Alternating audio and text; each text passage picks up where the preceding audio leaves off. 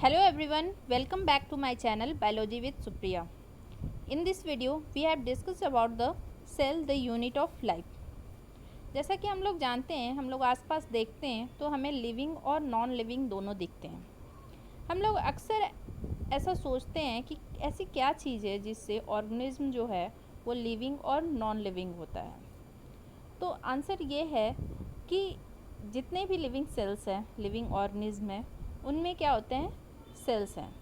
और सेल्स हमारा क्या है, बेसिक यूनिट ऑफ लाइफ है। What is sales?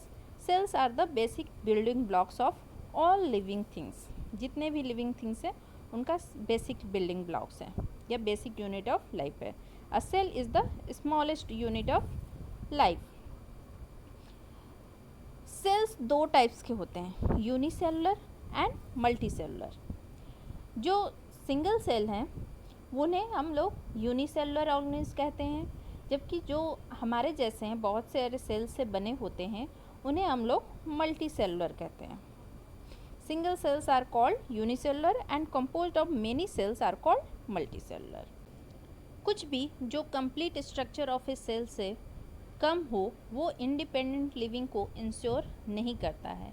इस तरह cell is the fundamental structure of functional unit of all living organism. ठीक है, unicellular organism are capable of independent existence and performing the essential function of life. वो perform करते हैं life के essential function को। Anton von Leeuwenhoek ने पहले देखा और लाइव सेल को डिस्क्राइब किया। सबसे पहले एंटोन वॉन लीवनहॉक ने देखा और एक लाइव सेल को डिस्क्राइब किया। उसके बाद रॉबर्ट ब्राउन ने न्यूक्लियस को डिस्कवर किया। उन्होंने न्यूक्लियस को डिस्कवर किया। माइक्रोस्कोप का इन्वेंशन और इसके improvement leading to the electron microscope revealed all the structural details of the cell. जो रिवील करता है सारे स्ट्रक्चरल डिटेल्स माइक्रोस्कोप के, वो रिवील करता है। ठीक है, अब आते हैं सेल थियरी। किन्होंने सेल थियरी दिया? 1838 में मैथियास सेल्डेन ने, जो कि एक जर्मन बॉटनिस्ट हैं, उन्होंने लार्ज नंबर ऑफ प्लांट्स को एग्जामिन किया और ऑब्जर्व किया कि सभी जो प्लांट्स हैं वो डिफरेंट काइंड्स ऑफ सेल से बने होते हैं, जो प्लांट के टिश्यू को बनाते हैं। जो क्या करते हैं, प्लांट के टिश्यू को बनाते हैं। उसी समय थियोडोर स्वान 1839 में, जो कि एक ब्रिटिश जूलॉजिस्ट हैं, उन्होंने different types of animal cells को स्टडी किया। ठीक है, और रिपोर्ट किया कि जो सेल्स होते हैं वो बहुत ही पतली आउटर लेयर से बने होते हैं, जो कि प्लाज्मा मेम्ब्रेन के नाम से जानी जाती है, जिसे हम लोग प्लाज्मा मेम्ब्रेन के नाम से जाने जाते हैं। उन्होंने यह भी कंक्लूड किया कि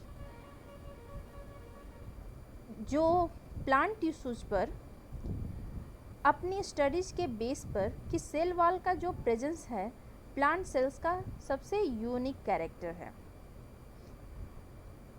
इसके बेसिस पर स्वान ने हाइपोथेसिस प्रपोज किया कि एनिमल और प्लांट की बॉडीज सेल से बनी होती है। एनिमल और प्लांट की बॉडी जो है वो सेल से बनी होती है और प्रोडक्ट होती है सेल्स की, और सेल की प्रोडक्ट होती है।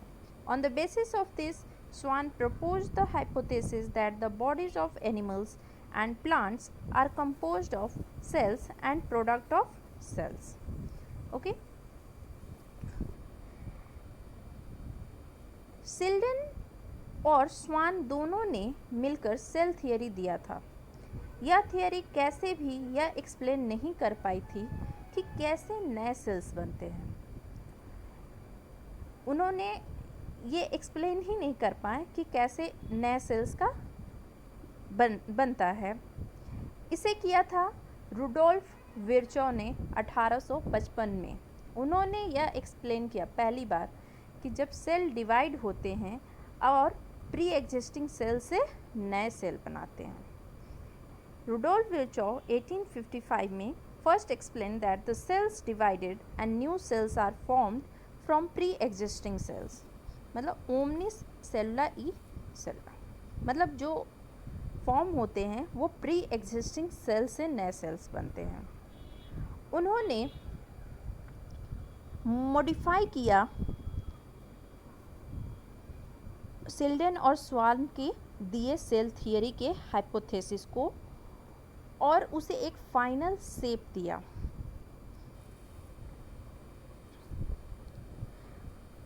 आज हम लोग सेल थियरी को समझते हैं कैसे। First, all living organism are composed of cells and product of cells. जितने भी लिविंग ऑर्गेनिज्म हैं वो सेल्स से बने होते हैं और सेल के प्रोडक्ट होते हैं। और second, all cells arise from pre existing cells. जितने भी सेल्स हैं वो कहाँ से आते हैं, अपने प्री एग्जिस्टिंग सेल से, अपने पुराने ही सेल से वो जन्म लेते हैं। That's it from my side. Thank you so much. If you like this video, hit the like button, share and subscribe.